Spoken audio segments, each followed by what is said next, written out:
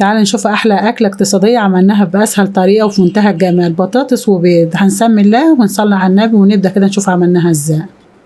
بسم الله الرحمن الرحيم. نزلنا بزيت الاول وبعد كده نزلت ببطاطس. البطاطس الكميه طبعا اللي انت عايزاها. بطاطس قطعتها مكعبات صغيره، انا مش مكبراها عامه، على قد اللقمه كده في منتهى الجمال. نزلت زيت مش كتير طبعا، ومقطعه البطاطس وحطها في ميه وهنحمرها نشوحها بقى في زيت لحد ما تبدا تاخد تلتين سوا كده وتاخد لون. هنسمي الله كده ونقلب. ونزلنا بصلايه حلوه مقطعينها ناعمه وهنشوحها برضو في البطاطس، نقلبها تقليبه كويسه. اكله اقتصاديه وجميله ومش مكلفه ومغذيه وفي منتهى الجمال.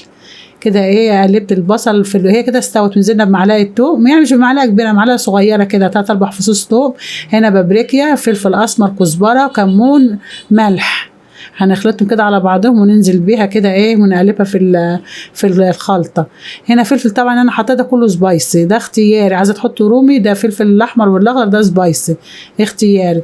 ونزلت بكوبايه لبن تسويها عشان ما تبقاش نيه برده كده، وانا مقطعاها صغيره يا بنات، ده حريه شخصيه، القطعيه تبقى حريه شخصيه، انا مقطعاها مكعبات صغيره. ريحتها وطعمها في منتهى الجمال. كده بشوفها استوت.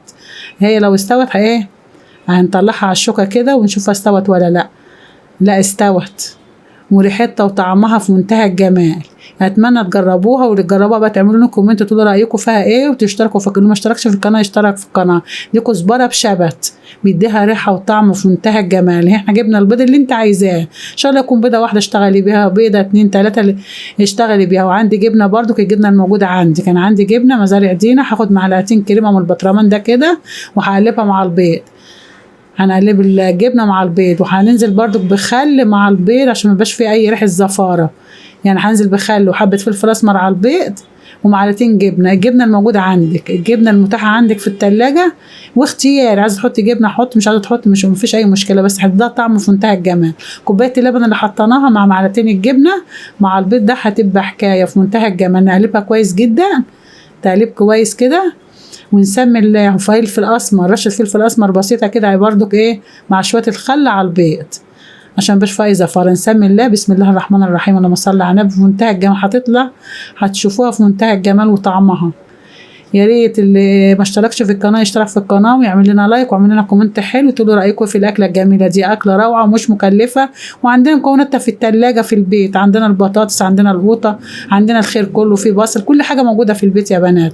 باقل حاجه هتقومي تعملي احسن اكله، ومش هتعملي جنبها رز ماشي، عيش بيتي ماشي، وبدنجان مخلل، شويه سلطه وشويه خضره، تقضي اليوم بسم الله ما شاء الله. والبيض اللي انت عايزاه على حسب الافراد، البطاطس على حسب الافراد، بسم الله ما شاء الله في منظر.